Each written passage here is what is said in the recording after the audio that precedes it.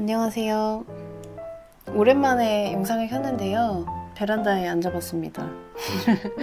좀 가볍지만 새로운 이야기를 한번 해보려고 해요. 사실 제가 그동안 라이프 컬러링 유튜브 채널에서는 잘 쉬는 법을 주제로 주로 여러 컨텐츠를 만들어 왔었는데요. 오늘은 좀 그런 컨텐츠를 만드는 사람의 얘기? 컨텐츠 뒤에 사람 있다. 그 사람은 어떤 생각을 하면서 일을 하고 있고 또 일에서의 고민과 새로운 방향성 어떤 것들 생각하고 있는지 이런 거를 이야기해보고 싶어요.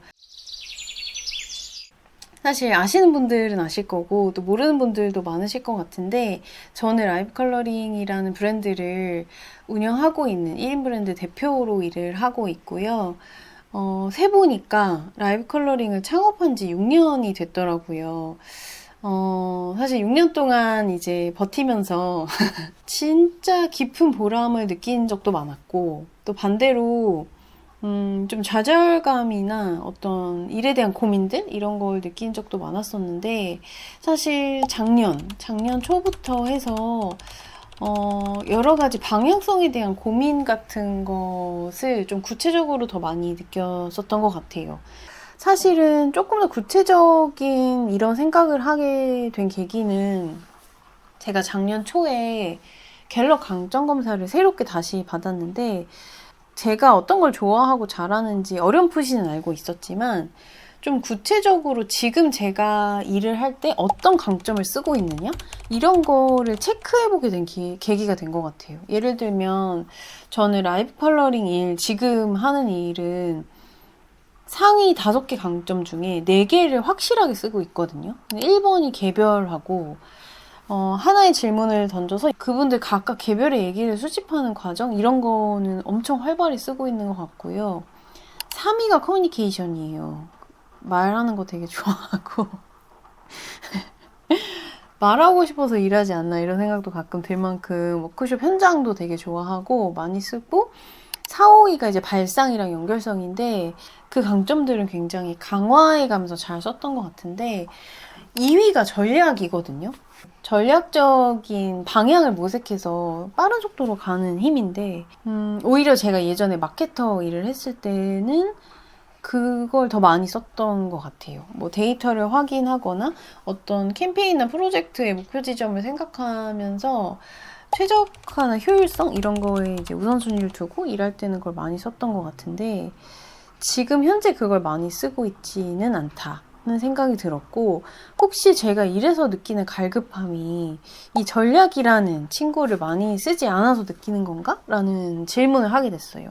지원 사업 원서를 써야 한다거나 가끔씩 어떤 제안서를 써야 된다거나 그럴 때만 꺼내서 쓰거든요. 근데 그때 오랜만에 그걸 꺼내서 쓰는 기분이 너무 좋은 거예요. 근데 그럴 때마다 확실히 내가 일할 때 전반적으로 얘는 많이 안 써주고 엄청 가끔씩만 쓰고 있다 이런 생각이 들어서 일하는 자아를 좀 확장해 본다고 한다면 전략이란 일을 잘 뛰어놀 수 있게 하는 그런 일을 해야겠다라는 생각을 꾸준히 했었던 것 같아요. 근데 그게 뭘지는 모르겠는 거예요. 그래서 뭘 하고 싶냐는 굉장히 구체적이지 않고 좀 추상적으로 생각을 했었고요.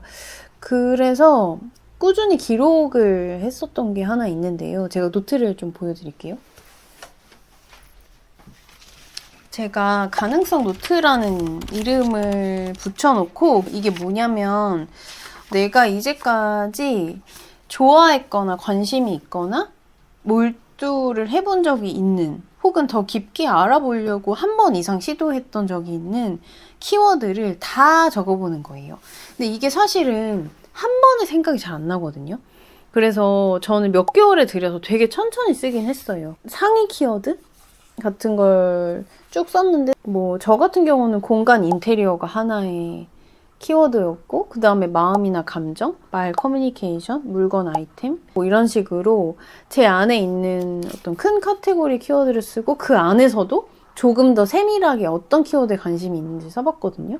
예를 들면 공간 인테리어는 제가 그 미국에서 많이 하는 부동산 가치를 높이는 홈스테이징에 관심이 좀 있었던 적이 있어서 그걸 좀 알아본 적이 있거든요. 이런 식으로 공간 인테리어 중에서도 제가 더 좋아했던 키워드들 이런 것들을 쭉 생각날 때마다 이렇게 막 후다다닥 펼쳐가지고 업데이트를 했어요. 여기에 사실 되게 많은 키워드가 적혀 있었는데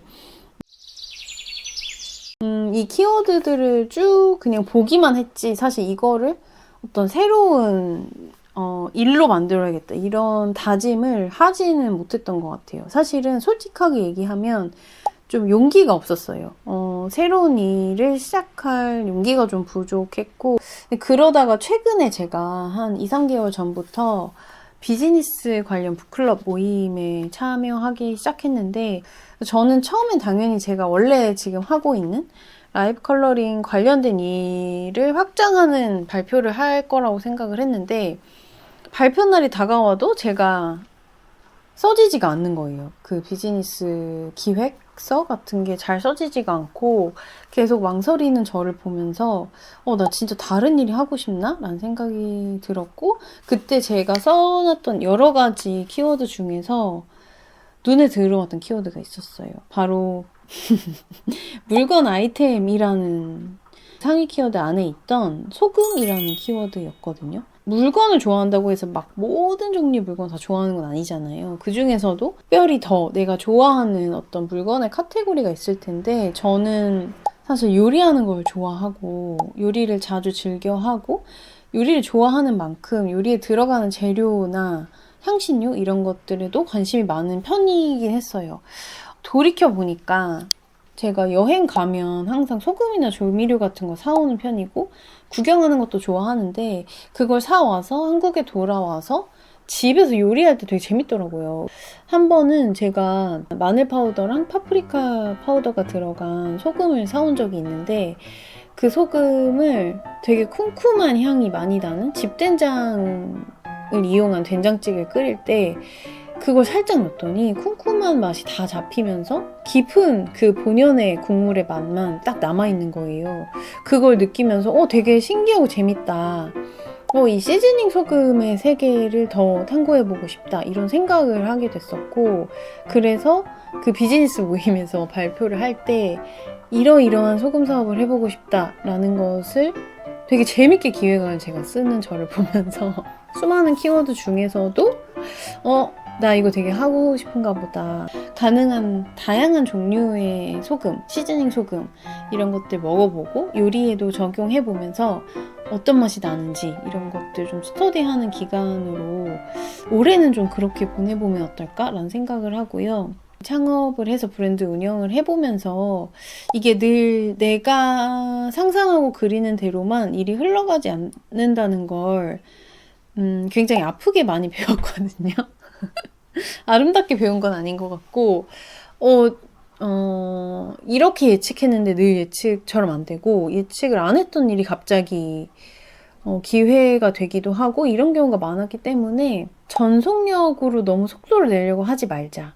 내가 할 수 있는 만큼 내 속도에 맞춰서 제가 공부하고 싶을 땐 충분히 공부하게 해주고 버겁다고 느낄 땐 좀 멈춰주고 다시 조금 에너지가 생겨서 이만큼 와라락 해보고 싶다 라고 할 때는 그 속도를 결정해서 좀 가보고 이렇게 저에게 좀 주도권이 있는 상태로 일을 진행해보고 싶다는 생각을 이거 내가 진짜 좋아해서 시작하고 싶은 일이야 를 많이 상기하면서 준비를 해보려고 해요. 물론 이것 또한 어느 지점에 가면 조바심이 생기거나 불안 때문에 흔들리는 때가 올 수도 있겠지만 지금 이 마음을 계속 상기하면서 해보고 싶다는 생각을 하거든요. 사실 우리나라에는 시즈닝 소금 종류가 많진 않고 국내산 재료로 만들어 보면 어떨까라는 생각을 하고 있어요. 예를 들면 미나리 파우더가 들어간 소금 이런 거를 상상해보고 있거든요.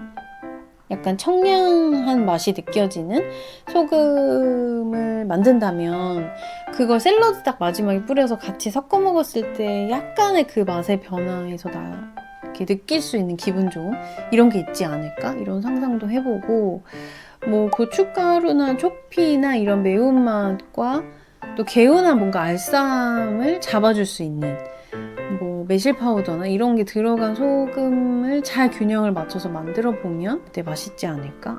제가 마침 올해 10월에 독일 출장 일정이 잡혀 있어요. 사실 매년 독일에 가고 있는데 이제 남편이 보드게임 작가로 활동하면서 보드게임은 또 유럽이 성지고 독일에서 가장 큰 보드게임 행사 중에 하나인 이제 슈필 SN이 매년 10월에 열리기 때문에 거기 이제 같이 동행하는 일정이 있어서 거기 가서 또 많은 향신료들을 사보려고 하거든요. 사실 이전에는 그런 마음으로 출장에 같이 간 적은 별로 없었던 것 같은데 올해는 저도 공부한다는 마음으로 그 과정을 또 가능하다면 영상으로 기록을 해보려고 하거든요.